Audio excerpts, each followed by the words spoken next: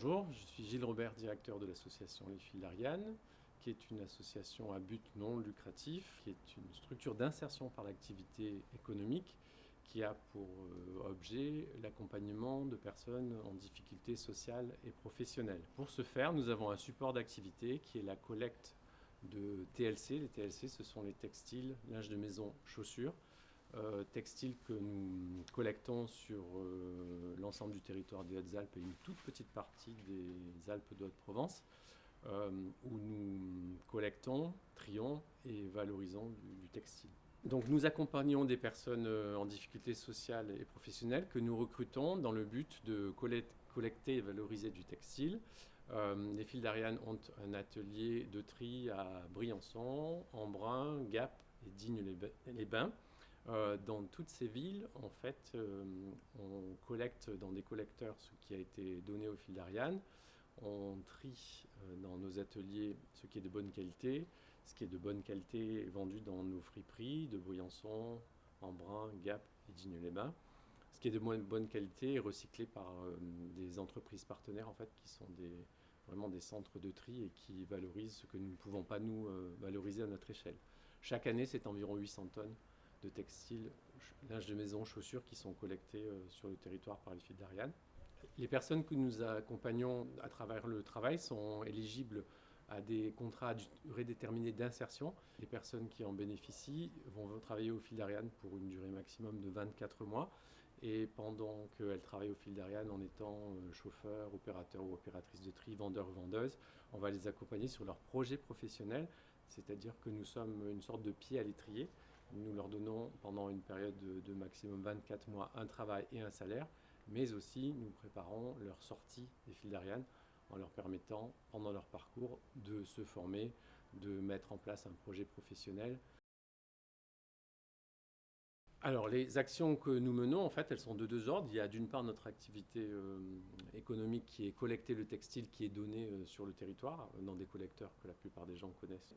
Mais c'est aussi d'accompagner les personnes dans leur projet professionnel. Et notre travail est parfaitement réussi quand on a réussi à ce que les gens fassent bien le travail qui leur est confié au sein des Fils d'Ariane, mais aussi quand ils s'engagent sur comment ils vont préparer leur sortie des Fils d'Ariane. Parfois, de par les difficultés sociales ou professionnelles que les gens ont, on a des problèmes d'absentéisme, des problèmes de santé ou des problèmes qu'on doit régler et qui font que les gens ne sont pas en capacité d'être totalement assidus dans le travail, ce qui parfois peut poser des problèmes au niveau de la régularité de la collecte. Il y a un deuxième problème également, c'est que les gens ne donnent pas les mêmes quantités à un instant donné. Nous, on dispose d'un nombre de fourgons déterminé, qui est un nombre fini de fourgons. On a un nombre de chauffeurs qui est limité et parfois, en fait, les dons dépassent notre capacité de collecte. Et cette collecte, elle n'est pas linéaire sur l'année, donc on essaye de s'adapter, mais il y a parfois des difficultés pour être parfaitement à jour de la collecte, et notamment quand il y a de gros problèmes sociaux ou qu'on a des difficultés de recrutement, ce qui peut effectivement arriver de temps en temps. Sur l'ensemble du territoire où on agit, c'est-à-dire en gros les Hautes-Alpes et une partie des Alpes de Haute-Provence, on rend service à la population en fait qui va se défaire de textiles dont elle n'a plus besoin. C'est des choses qui en théorie devraient se retrouver en déchetterie et l'idée c'est de leur donner une deuxième vie. Donc on est très fiers de pouvoir faire ça. Chaque année sur les 800 tonnes qui sont collectées, il y a seulement 7 ou 8% qui vont se trouver finalement après le tri en déchetterie et tout le reste sera valorisé. Les points de collecte, en fait, c'est soit sur le secteur privé, ça peut être des parkings de supermarchés, ou le domaine public. Et dans ce cas-là, on est en contact avec les différentes mairies qui nous autorisent à déposer nos collecteurs. Donc, je l'indiquais tout à l'heure, il arrive qu'au niveau de la collecte, il y ait des petits soucis de régularité. On s'efforce d'être là aussi souvent que nécessaire, mais il y a des périodes où on nous sollicite énormément et nous, on n'a pas de capacité d'adapter notre productivité de façon très, très instantanée.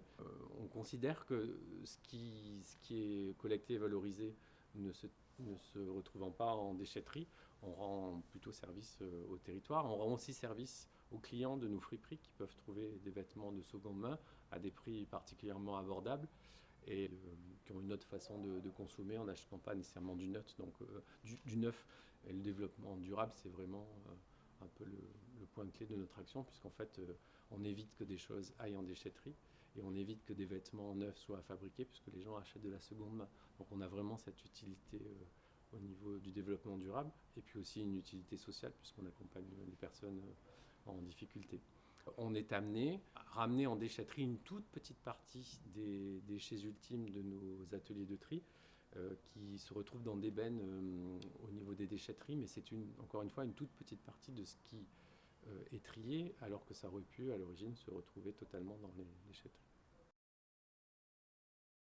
Bonjour, donc Sandrine Sylvestre, coordonnatrice administrative insertion à la ressourcerie de Pralon. La ressourcerie de Pralon étant un des pôles du SMICTOM, le service en charge des déchets de la communauté de communes de Serponçon. Notre particularité en tant que pôle ressourcerie est d'avoir un agrément atelier chantier d'insertion qui nous permet d'engager en parcours d'insertion 8 à 9 salariés donc qui signent des contrats de travail chez nous et qui sont accompagnés sur leurs projets professionnels. On a la particularité d'être un pôle du SMICTOM, le SMICTOM étant le service déchets de la communauté de communes. Donc nous sommes collectivité. Dans l'historique de la création de cette ressourcerie, à l'époque, le SMICTOM n'était pas rattaché à la communauté de communes, puisque ce service déchets est rattaché depuis janvier 2017. Mais à cette époque, la régie SMICTOM était une régie quand même autonome. Et l'idée de développer et de créer une ressourcerie était dans un premier temps d'aller plus loin dans la réduction des déchets. Plusieurs scénarios avaient été envisagés, notamment de faire porter ce projet par une association. Je n'étais pas à la ressourcerie moi à l'époque, mais ce que j'en sais, c'est que il y a eu différents échanges, différentes réunions, mais que finalement, en tout cas l'association qui avait été ciblée à ce moment-là, n'a pas pu s'investir dans ce projet-là. Et le SMICTOM a fait le choix d'engager ce projet en son nom propre et de porter une ressourcerie qui en plus donc est un atelier chantier d'insertion. Dans le lien aux collectivités, donc depuis 2017, le SMICTOM est collectivité. Moi, ce que je retiens, c'est qu'il y a une volonté forte euh, de la communauté de communes de s'engager dans la réduction des déchets, dans le réemploi de manière générale. Et à l'échelle de la communauté de communes, plusieurs projets sont en cours, avec donc, le recrutement de chargés de mission. Il y a une personne qui travaille actuellement sur la mobilité et la transition énergétique. On sent qu'il y a une volonté très claire de la collectivité de s'engager dans ce sens-là. Nous avons un élu référent du SMICTOM, mais qui est très très impliqué dans la réduction des déchets, mais également, bien sûr, dans le réemploi, mais aussi dans notre activité d'accompagnement socio-professionnel, c'est-à-dire qu'il va vraiment être à l'écoute de nos différents besoins. Il a pu nous aider, la ressourcerie, à un moment où on a fait des travaux dans notre stock, à nous trouver un lieu qui appartenait à la mairie pour déménager tout notre stock.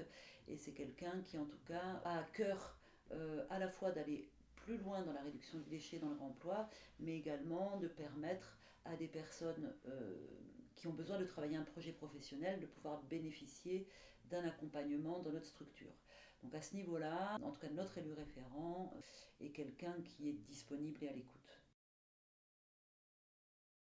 Du point de vue de l'intérêt du réemploi, moi j'aimerais quand même faire un petit appel à nombre de personnes sur l'utilité de la seconde vie, voire des fois une troisième ou une quatrième vie pour certains objets.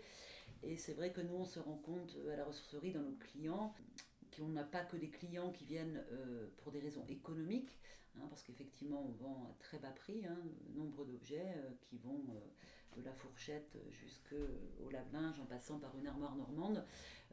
Mais de plus en plus de personnes viennent et nous le témoignent par un intérêt croissant pour le réemploi et donc pour des raisons et des convictions écologiques. Et donc la ressourcerie a été créée en 2014 et il y a vraiment eu une réponse du territoire très forte dès le début avec vraiment un engouement qui va en plus crescendo sur cette notion de réemploi et de réduction des déchets.